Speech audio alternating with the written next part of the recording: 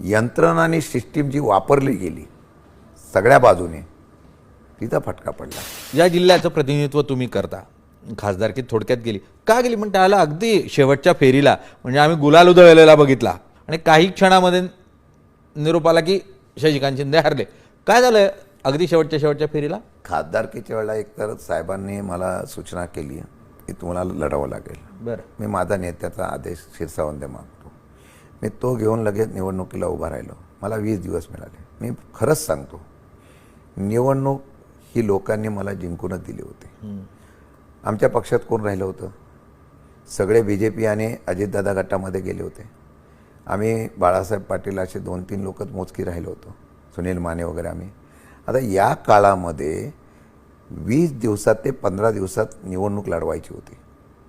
वातावरण फार सुंदर होतं आणि लोकांनी निवडणूक हातामध्ये घेतली होती.